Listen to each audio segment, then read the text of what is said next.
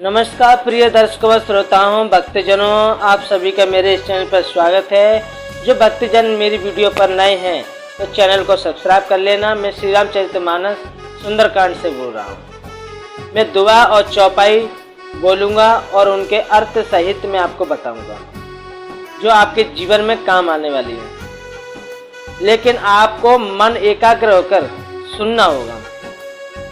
दुआ है सचिव वेद गुर तीन जो प्रिय बोल वे आस, राज धर्म तिन तीन करे होए वे गई नास। तो जो अर्थ है इसका, मंत्री, वेद और गुरु।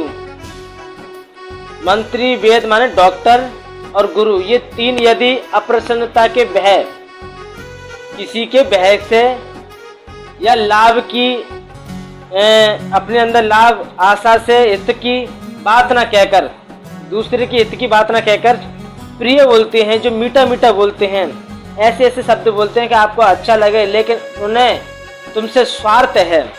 तो ऐसे लोगों का क्या होता है कि राज्य, शरीर और धर्म ये तीनों ही शीघ्र नाश हो जाते हैं। जो मंत्री है, डॉक्टर हैं और जो गुरु होते हैं, वो अपने स्वार्थ को रखकर तुम्हारे अंदर ऐसे शब्दों से भरमाकर, प्रसन्नता देकर तुम्हें ठगा ठगी करते हैं।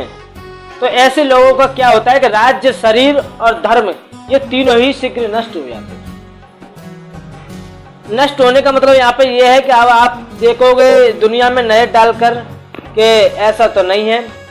नष्ट होने का मतलब क्या है कि विनाश काले विपरीत बुद्धि, उन लोगों की बुद्धि जो है वो विकारों में हो जाती है। उनकी जो बुद्धि है वो खराब हो जाती है। परमात्मा की तरफ ध्यान कम है, सांसारिक भोगों की तरफ उनकी जो बुद्धि है वो बन जाती है। फिर उनकी बुद्धि उन्हें नरक की ओर ले जाती है।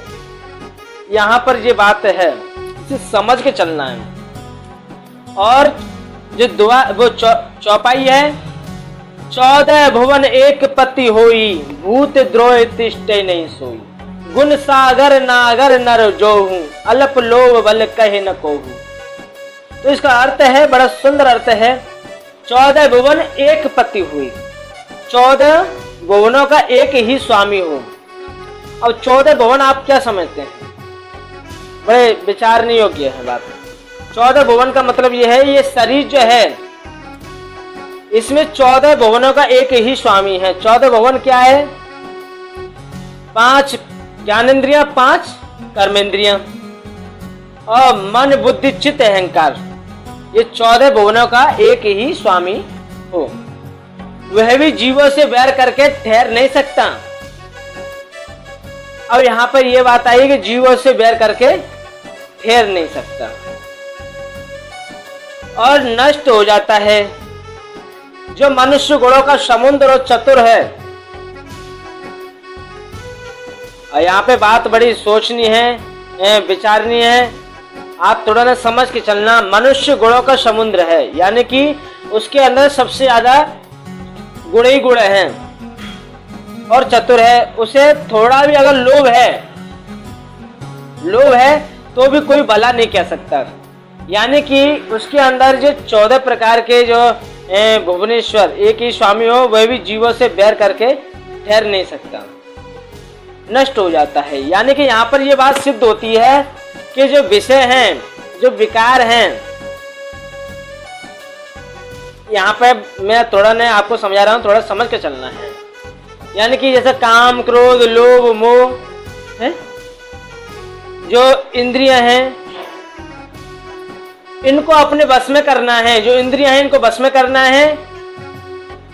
और इनसे कहने का मतलब यह है कि अगर ये तुम्हारे बस में है, मन, बुद्धि, चित्त, अहंकार और 10 इंद्रियां ये तुम्हारे बस में हैं, तो किसी भी प्रकार का तुम्हारे अंदर विकार नहीं होना चाहिए। अगर विकार रह गया तो समझ लो कोई तुम्हें भला नहीं कहेगा, तुम कितने भी बड़े धर्मात्मा क्यों ना हो। यहाँ पर ये बात सिद्ध होती है। इसीलिए परमात्मा के भजन में, परमात्मा की भक्ति में अगर आप हो तो आपके अंदर लोभ, काम, क्रोध ये चीजें खत्म कर देनी चाहिए। यानी कि आपके अंदर 100 अच्छाइयाँ हैं, अगर एक बुराइयाँ है तो वो एक बुराइयाँ आपके करे हुए दरे पे सब पे पानी फेर देगी। इसीलिए सब चीजों का त्याग करते जाओ, जो गलत चीज हमारे अंदर है उनका त्याग होना चाहिए। ठीक है। काम क्रोध मद लोभ सब नात नरक के पंथ, सब परिहरि रघुवीर ही बजई बजई जय संत। ये दुआ है, इसका अर्थ है हे नाथ, काम क्रोध और मद और लोभ ये सब नरक के रास्ते हैं। अब जिस व्यक्ति के अंदर काम है, कितना भी ज्ञानी क्यों ना हो, अगर काम है तो समझ लो उसके करे धरे पर सब पे पानी फिर गया। अगर काम नहीं है, क्रोध है उसके अंदर, कितना भी ज्ञानी क्यों ना हो, सब पे करे धरे पर सब पे पानी फिर गया।